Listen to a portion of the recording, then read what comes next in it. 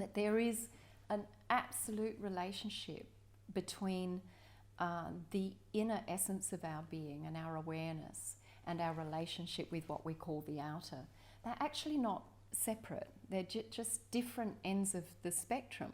And so, I've always said this too, that our journey of awakening is not really for some goal of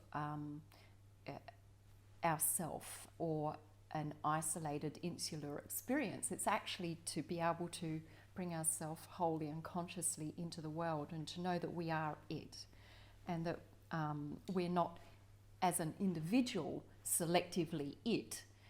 As consciousness, we are the whole, and we are a collective. And so this is where it's really important we understand we are not just an individual, we are a collective. Hence why I spoke about the aspect of interconnectedness, because at the spiritual core of our journey and our process of awakening is a return to connectedness.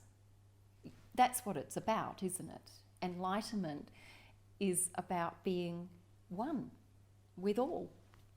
And when we're one with all, we really realize it is all interconnected. So we can't ignore our relationship with what we call the outer. And we can't ignore our relationship with the collective either. But the point I was making earlier is that through our spiritual journey, what we nurture and we foster deeply is this authenticity of presence. And it's in authenticity of presence that imagination and aspiration emerges, which means that we're not just being, we are also becoming. And this is the dilemma we are in, is that we are facing and experiencing the consequences of our previous moments of being and becoming.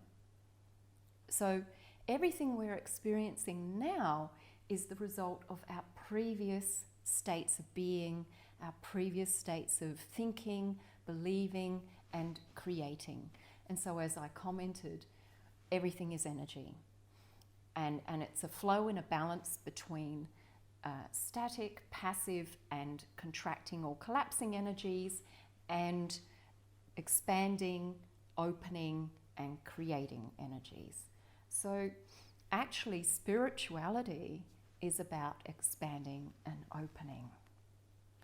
And if we expand and open, we can see that that means we do have a responsibility and we do have a relationship with the whole. And so given that is the truth, then it is absolutely vital that we're honest about that we're present, that we don't ignore it and turn our heads from it as if somehow just going, turning our attention in and closing our eyes and going and sitting on a cushion or escaping to a cave or, dreaming of ascending to nirvana is somehow going to solve everything, because it's not. Because we are actually the manifestation of life around us. So we want to have a conscious relationship with it. We want to be engaged with it. That's the optimum in our journey of awakening. And so you all know too that the more you awaken, the more you unleash your own creative potential and divine intelligence. And then we can bring this into the world. And that's how we face these so-called problems, not with fear and overwhelm, but with honesty, seeing it for what it is and meeting it with new, wondrous, creative possibility.